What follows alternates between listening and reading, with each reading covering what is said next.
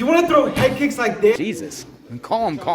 Side kicks like this and hooks like this? That's okay. Nice, kid. Keep that hand up. In this video, me and my brother Martin will give you a beginner's fight guide so you can improve in confidence and learn how to defend yourself. We both have black belts in Taekwondo, and I'm making this video because he's very good at teaching beginners how to fight. So this is like a beginner guide. I'm telling you, you can beat up anyone in a street fight, which you shouldn't be getting into street fights anyways, but you can defend yourself with these techniques. So he's gonna teach us. This is Martin. Go subscribe to him, and yeah, we'll go in. So yeah, like he said, 99% of people don't know how to fight. So if you know the basics, you're better than like 99% of people. So first thing I like to teach people is stance. So typically right-handed people should be standing with the right hand in the back. He's different because of our Taekwondo background. He likes kicking with the right foot in front.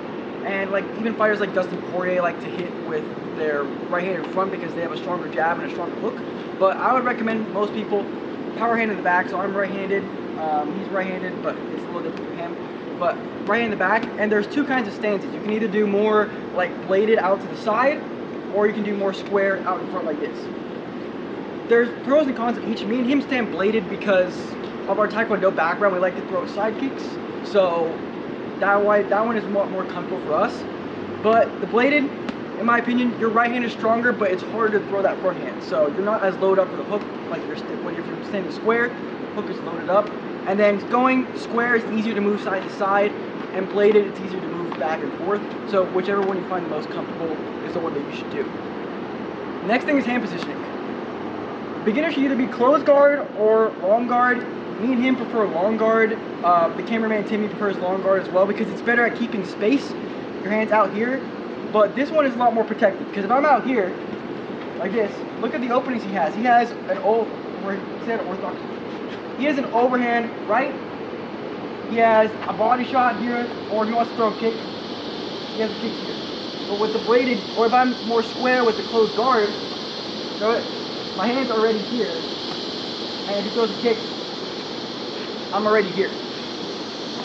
But this one's better at keeping space, landing the jab. So whichever one's more comfortable for you. If you're starting out, I would start out with closed guard. Just because, again, it's easier to defend all his shots. Like if you throw a combo at me, boom, boom, boom, boom, boom, easier to defend all the combos.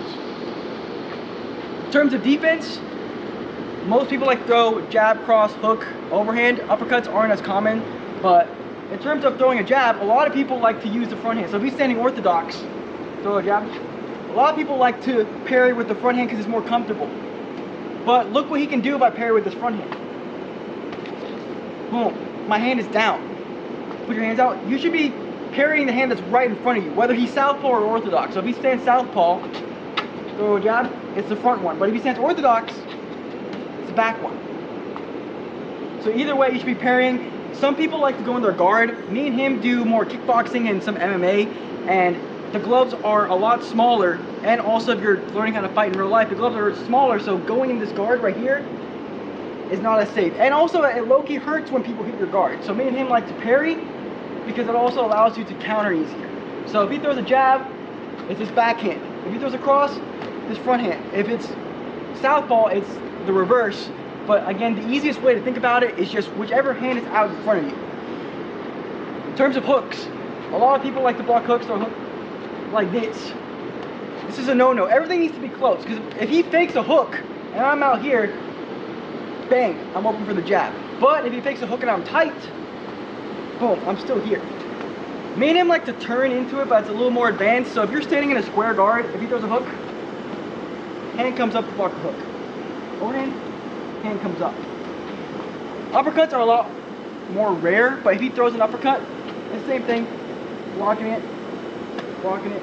Try to make that motion soft because it can fake it. Like that's how Jake Paul knocked out Tyron Woodley. Yeah. Faked it. So everything needs to be tight.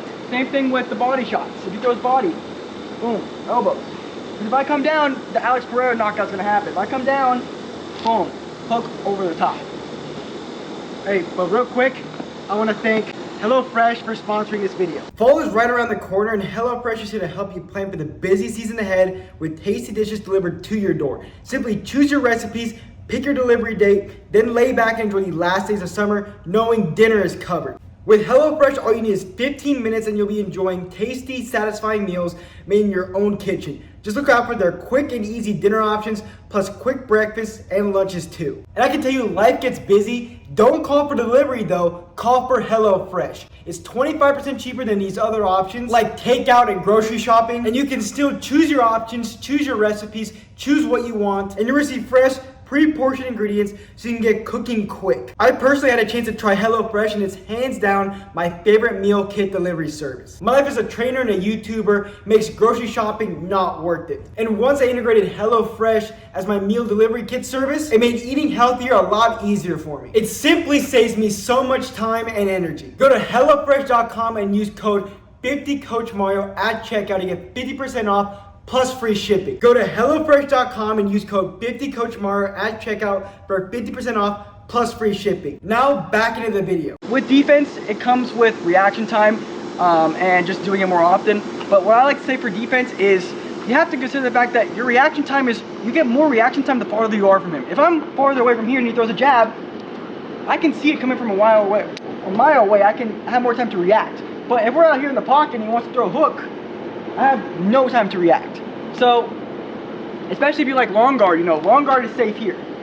But if I'm here, I have no time to react. I'm doing long guard, I'm gonna get cracked. So if you do long guard, I like long guard, you do long guard too, right? Yeah, we both do long guard, but me and him, we understand that long guard has its pros and cons. Like, for example, like I mentioned before, this one, you have to block the overhand, you need to stick your arm out like this so it doesn't hit you. Because you could do Philly shell, I like the Philly shell, I kind of have to get away from doing that for kickboxing.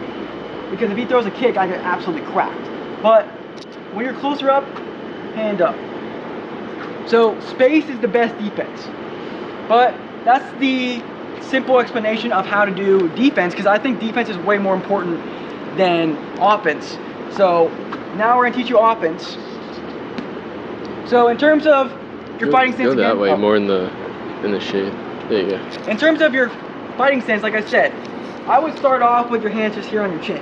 Very easy, very defensive, but the thing is, it's like, he has more time, especially on the jab, to react. If I'm throwing a jab from here, it's way longer than if I'm throwing a jab from there. So, consider the pros and cons of each, but to start off, do it like this. When you're punching, it's all in your legs and your core. A lot of people like to arm punch, so if you hold it for a jab, a lot of people like to, like that. That's not going to cause any damage. When you're doing a jab and a cross, either punch, it's legs and core. You see when I throw a jab? Turning into it. And this hand is up. Because we all know that if I punch him with this hand down, like, act like you're fighting. If I punch him with this jab down, boom, I get cracked. Also, it loads up the gun. If you have it here, if you punch like this, you see I can't punch efficiently. If I jab like this is locked and loaded to throw it back again. And then for the jab, remember, it's, especially if you're standing, like I mentioned before, if you're standing square, right, you have more room to punch. But if you're standing bladed, you have less room, but it's faster. So it's all about turning into it and hand back. Cross is the same way, but you're gonna shift your weight to your front foot when you throw the cross. So if I throw a jab, boom, this should load up the cross. A lot of people, again, arm punch and hand down. You wanna jab, bring this hand back, put the weight onto that front foot, and then pivot here on that back foot. So jab cross would be, oh, and also make sure you turn your hand. A lot of people will punch like, right, you want to turn your hand so you can hit them with the proper knuckles. The front two knuckles are the ones you want to hit people with. So if I turn my hand, it hits them with the proper knuckle. So that's 1, 2. The hook is the next punch. A lot of people struggle with the hook. The hook is tough for a lot of people. Again, because people like to go hand down, arm punch. I like to throw the hook with the thumb up. I think it's more natural. So I'll teach you that one. You're essentially just making a tabletop like this, but you're turning your body with it. If you look at Alex Pereira throw a hook, it's all in his core and his hips. So you go 1, 2, like that. Cool. And then the next punch would be rear uppercut and then front uppercut. Uppercuts is all in the legs, coming up. Same thing, hands are up. So.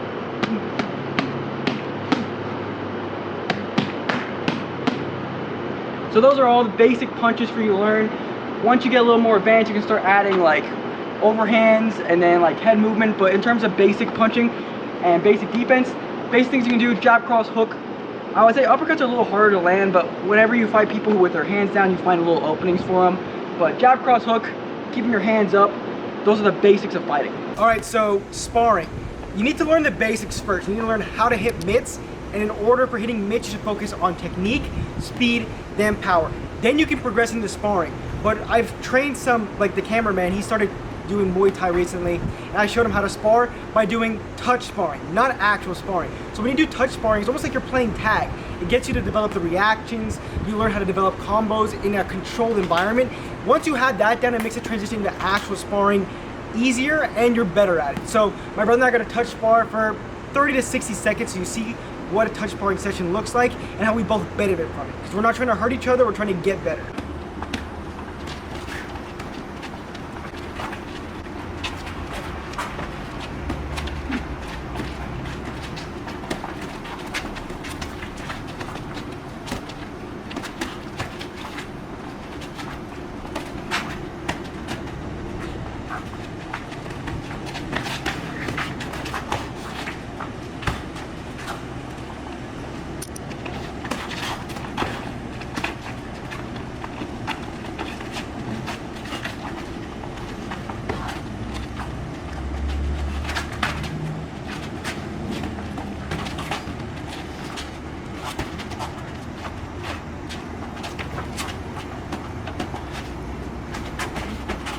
And that's pretty much touch sparring. You can see our pace is higher because we've done this before.